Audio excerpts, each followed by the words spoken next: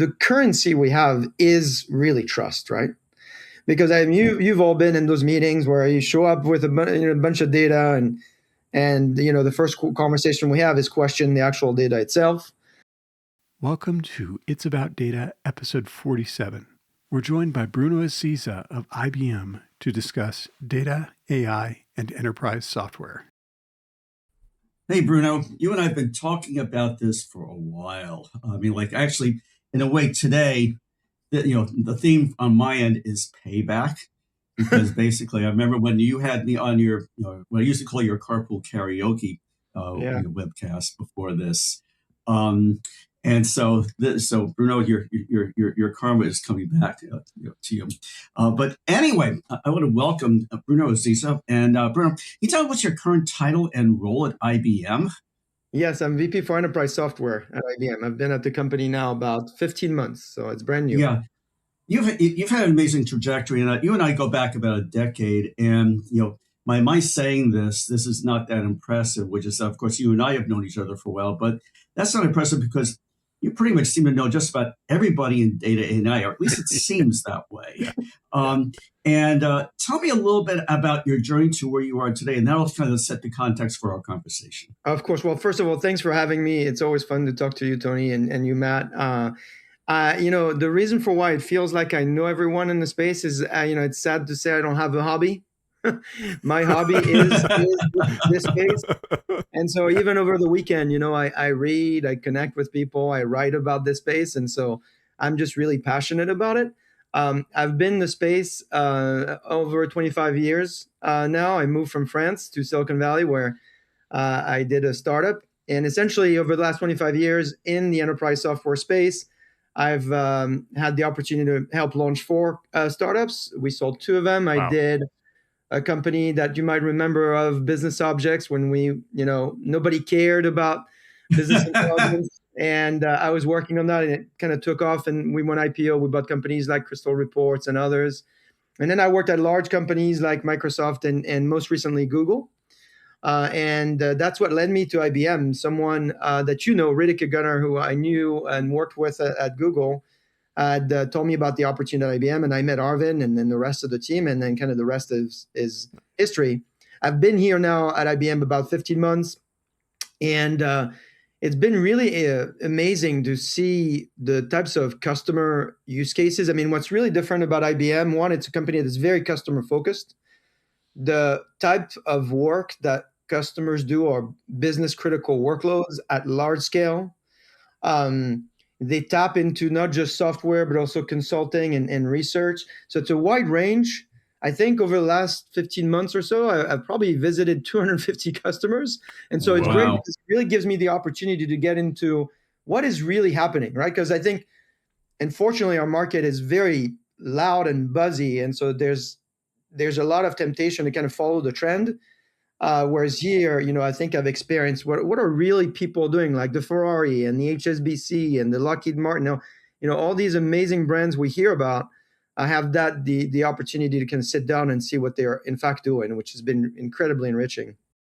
Well, what's on your mind in terms of, enterprise software very much ties into all things AI and data now. I think when you were at Google, your job was more specifically data, but it doesn't sound like data or AI have really been de-emphasized, quite the opposite. So yeah, what's on your mind as regards those topics? You're right. When I was at Google, I was working on BigQuery. I got to BigQuery at the very beginning of the journey, and it was really quite amazing to see the adoption and how the industry was changing. Here, I've had the opportunity to start with data, then to AI, then to security, infrastructure, and so forth. So you're right that I have now the opportunity to kind of look at the entire scope of the entire scale of enterprise software. I think this year is the year where we have to do AI right. Yeah. Of course, to do AI right, you have to do data right. So, data being close to my heart, it's always the common theme. There are a few trends that I notice from these interactions with customers, right? Because if you double click into, let's say, a Ferrari, right? So Ferrari is a company, 400 million fans that they're trying to engage with and working with us. They're able to double the daily active user engagement. You look at HSBC, it's a company that very innovative and use this idea of hybrid compute, using both AI and quantum. So there's a lot of use cases across industries, but they all have the similar set of patterns in common. And so what are these patterns? The first one is what I think is changing in the industry is we went through the cloud migration trend where we thought, okay, now if you invest in one vertical cloud, then everything will come together. And certainly it is true today that if you want to do agent or if you want to do AI right, one of the options is to invest in a hyperscaler. The only issue is that for that to succeed, you're going to need to have a lot of your data and a lot of your processing in that one cloud. And so if that doesn't work, then the second option is I got to invest in an application stack. So, that means that you rely on that partner or that company or that software provider's ability to understand your workflows. The problem with that is that most organizations have more than one application. I mean, we're all using at least 10 applications throughout our day. So we know that now, in order to do agentic AI correctly, you're going to have to think about it horizontally. You're going to have to think about a strategy that protects you across the multiple clouds and across the multiple applications. And that's, of course, I have a particular perspective on that because I'm talking about IBM customers or prospects of IBM who are thinking that way. But if you zoom out, I really do think that this horizontal view of the market is better aligned with the CIO goals to succeed with AI, because not only it taps into what they already have, but it also protects them in the future where, well, if you want to change cloud, if you want to change model, if you want to replace an application, it is really helpful to you to not have a strategy that's locked in one silo. Yeah, makes this sense. is really, kind of a long-standing theme that enterprises have always seemed to have like one of everything. And Yes. for all the effort, for all the initiatives to standardize, there's, it's just, it's kind of like trying to boil the ocean in terms of trying to consolidate. But I want to ask you about, one aspect of this, because what I've also been saying this year, you're talking about basically do AI right, you need to do data right. And of Yeah. course, you're here with a bunch of data nerds here, so we're going to say, Yeah. hey, data rules, But more to the point, what I've been seeing over the past year and my prediction going forward this year is that we're going to be seeing, and this is sort of an extension of like how the apps players have always, tried to have their sort of ownership of your processes. Yeah. Is that I've been seeing kind of like sort of like the solidification of what I call semantic spheres of influence. Yeah. And the fact is that, the reality is that we're not just going to have SAP. We may have Workday in another part of the organization. Yeah. We may have Salesforce, or ServiceNow, and they all have to work together. But yet they all very jealously guard, what you use, what we're traditionally considered their data model. That's now your semantic tiers, which are just like with their own knowledge graphs.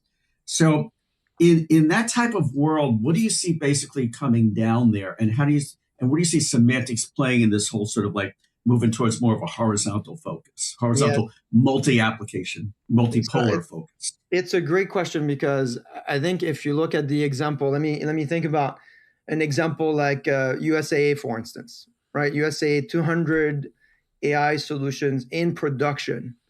Wow. How did they get there? Well, they first looked at, in order to have these applications in production, we have to figure out not just where our data is, what our data is, and how we turn that data, but how do we understand that data? And what I think they run into is, I call it like, agentic AI is kind of the killer app of unstructured data. We've been talking about unstructured data, but I think we now have to force our systems to fully switch to it, because I think, 80 to 90% of the enterprise data is in fact unstructured, and it's growing faster. So I think that is the first consideration, is that your semantic logic needs to not just be about structured data, but also you need to have a solution for unstructured data. That's the first, I think, problem. The second problem is, what is the technology that you're using in order to actually get understanding of that data? And often people think about large language models as the solution for it. But guess what?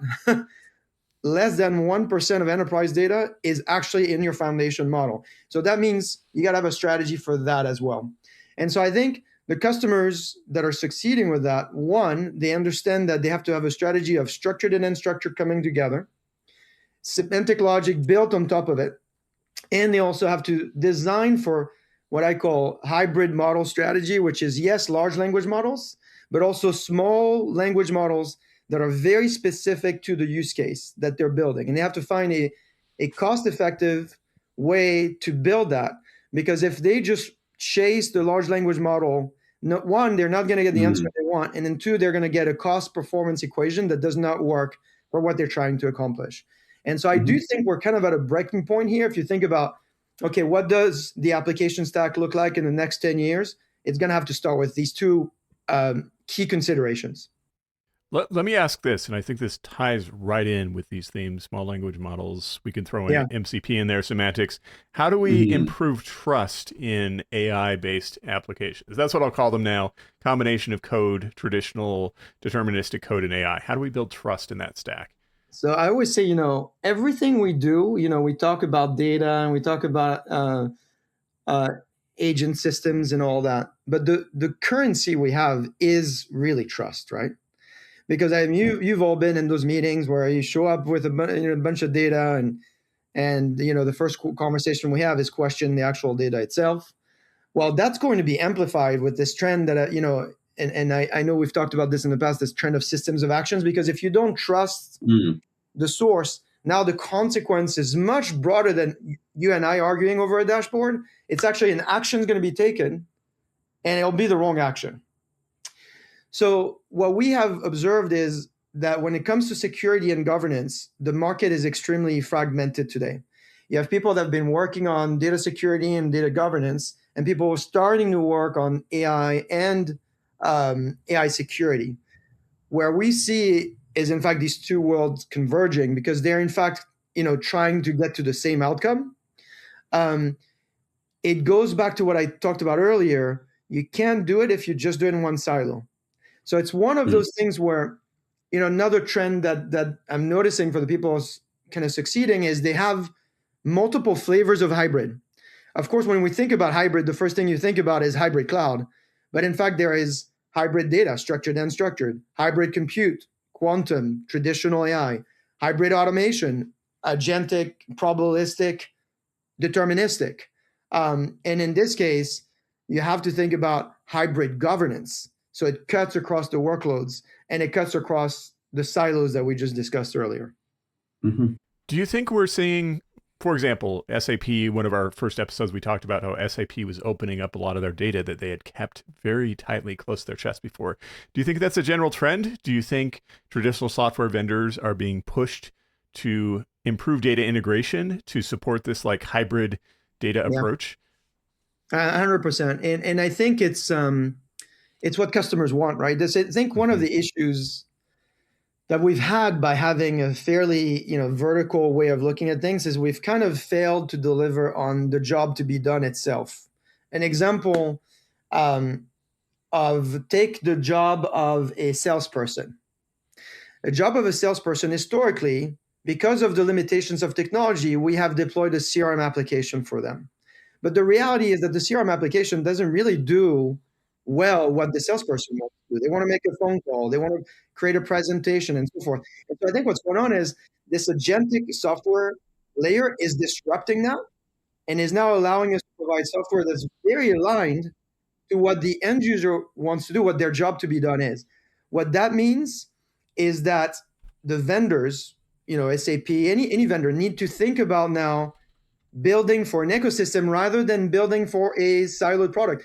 I've changed this myself with my product managers where we are no longer writing PRDs, so no longer writing product requirement documents.